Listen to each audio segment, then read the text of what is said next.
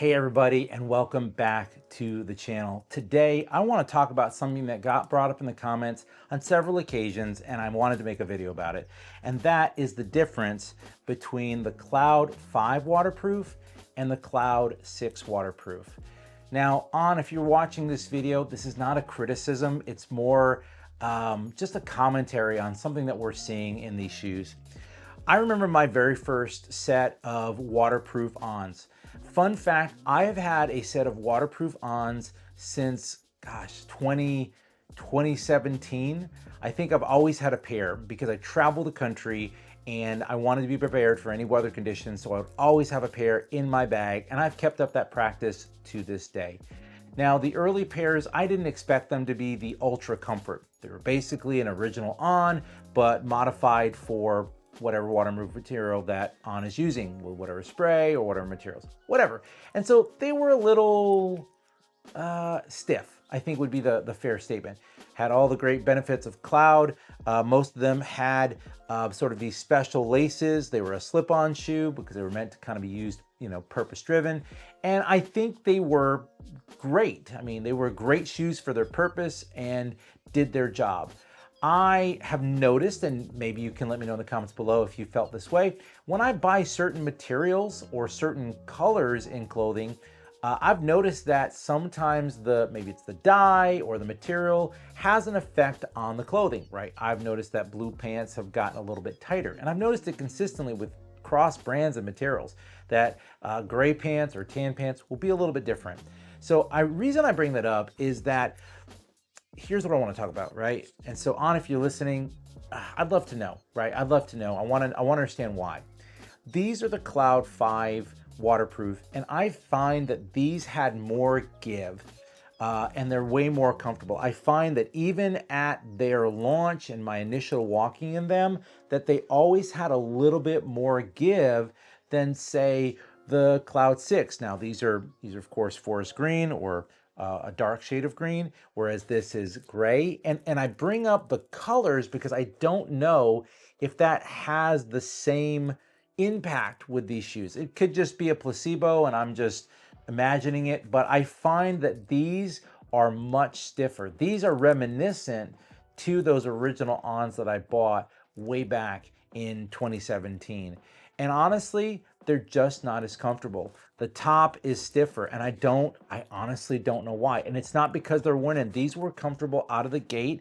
And when I did the review or the overview for these, I said, oh yeah, they're just like the original. And they're not. They're not. And I've had someone let me know, someone's know in the comments, and I wanted to make a video about it to say, if you are picking up a pair of waterproof shoes, there's a couple things I want to let you know, or some expectations that I want to give you.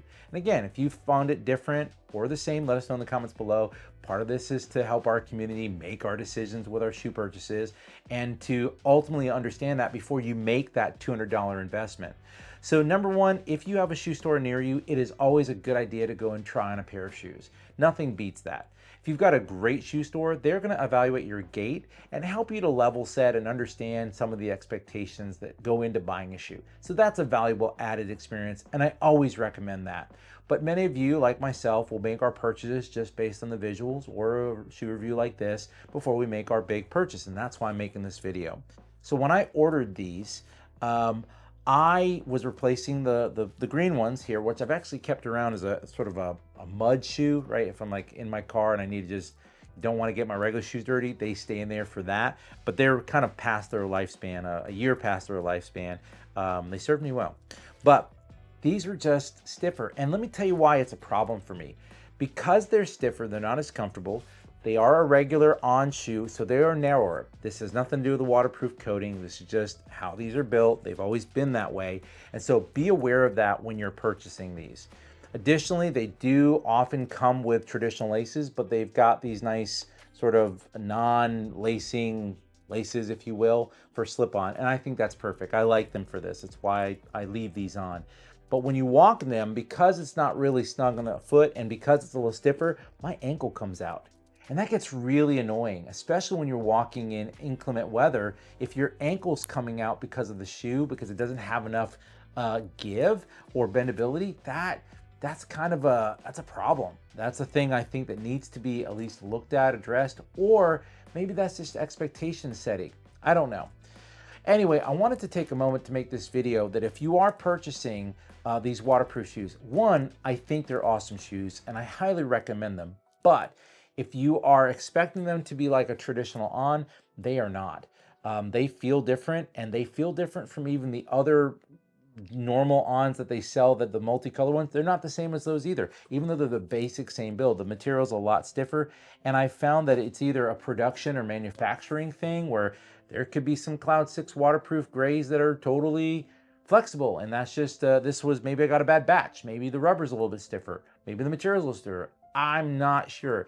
If you have had an experience like this, please let us know in the comments below. These kind of videos are all about helping us make the right decision when we're buying our shoes and make sure we understand what we're purchasing so we don't spend $200 unnecessarily and have a bad customer experience. Anyway, if you found this video to be remotely helpful, do me a favor, click that like button, crush that subscribe button, and then ring that notification bell to stay up to date with everything we're producing. As always, we hope you're doing well, we hope you're staying safe, and we'll see you in the next one.